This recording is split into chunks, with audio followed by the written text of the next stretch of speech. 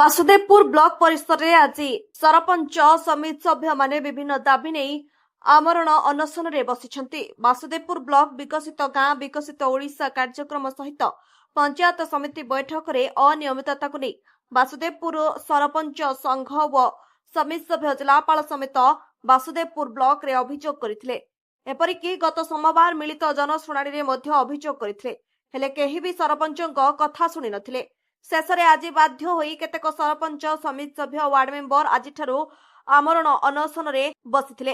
एही अनशनकारी स्वास्थ्य अवस्था ठीक अछि कि नाही तदारख करुछंती डाक्तरी दल। आमरणकारी कथा को खंडन करिछंती ब्लॉक अध्यक्ष नगेंद्र विश्वास। समस्त पंचायत को विकसित गाँ विकसित ओडिशा योजना रे शामिल करा जायछि। एहा व्यतीत पंचायत समिति बैठक विधानसभा चालुथिबारु आमे बैठक करिनाहु। आगामी दिन में बैठक कराजिबो बोली कहिसंते। मु मधुस्मिता मल्लिक सरपंच खरीदा विनायकपुर। आमको न पचारि जहाँ भी किसी कार्य आसूची जहाँ भी किसी बिल पास होउची गोटे सरपंच को जदि न पचारिकी से बिलटा केमिति पास होउची जदि से निजे निजे जदि बिल पास करूचंती ताहले सरपंच को कौन पाई बाछिचंती ताहले सरपंच पदवीटा हटै दियंतु। जदि एठी निज मनमुखी काम करिवे ताहले सरपंच रही लाभ कौन। जे आमर होची सरकारी अछंती जे कि मनमुखी कार्य करूचंती मु तांको ना नबाकू चाहूनी किंतु से माने एई सब काम करचंती सरपंच को पचारु नांती। 1.5 वर्ष हेलानी पंचायत समिति बैठक बसई नांती कि डाकी नांती तांको मनमुखी से माने शासन करि चलचंती। 8टारू आमे आसी बसिलोनी एपर्यंत आम कथा केही भी सुनु नांती। जे पर्यंत आम कथा न सुनिबे आमे से पर्यंत ए अनशन जारी रखिबो। कोन अनशन बसिवार कारण जे या पूर्वरु बहु बार आमे अनशन करिचु। मुख्यतः दुईटा कथा उपर आज अनशन बसची।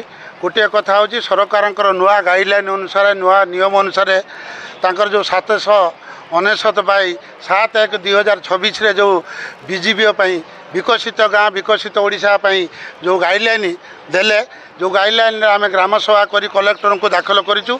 से ग्राम सभा को बेखातिर करी मन इच्छा प्रकल्प मान प्रस्तुत करा जायछि।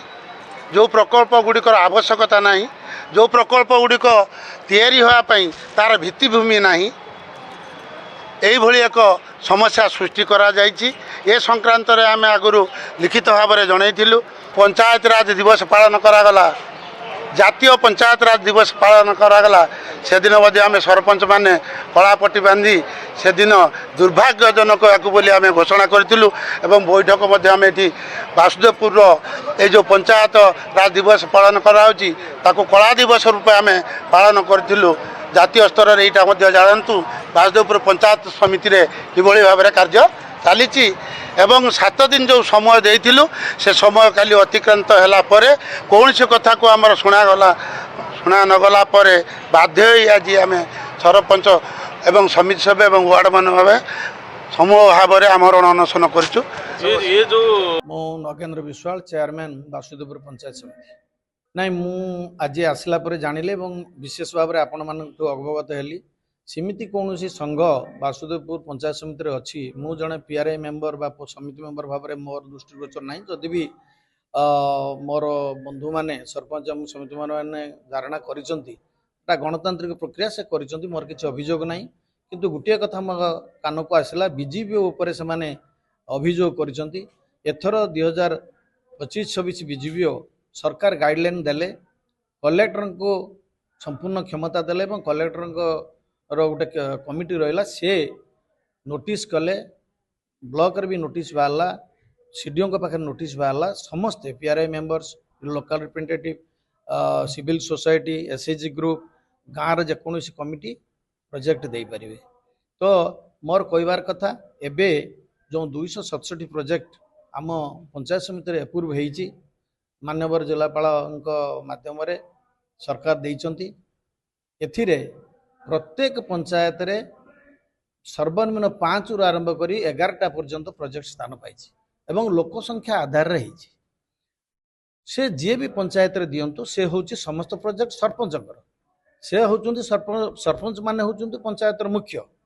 तो कामटा उपरे गुरुत्व न देई से माने जहाँ एठी करूचंती मु तांकर भाषण रु जानिली एठी किछि राजनैतिक अभिसंधि बा राजनैतिक छुंक मते बारी होउची कहीं आगामी दिन में पंचायत इलेक्शन अच्छी तो से भी जा हो से तो समय कहब किंतु मोर गोटे कथा कहवा कथा बीजीबीओ रे कौन प्रकार अनियमितता है ना 92टा प्रोजेक्ट ग्राम सभा स्थान पाई जो ग्राम सभा सरपंच बंधु माने विगत दिन में 24-25 रे 5 वर्षिया चिठा करके से चिठारू ही स्थान पाई एवं 24-25 रे जते दिगला पंचायत समिति दब सेते मु सरपंच मान गोटे 6 जणिया कमिटी करी पीएसओ मोर सरपंच लेकिन से जो प्रोजेक्ट देते से दि जाए तो एथिरे किसी अनियमितता मु अनुभव करूना आउ मते दृष्टिगोचर होची किसी पीआरआई मेंबर्स जो माने कि बहुत अभिज्ञ से माने किसी अरुचिकर कथा मो विषय में आलोचना करुँच मुझे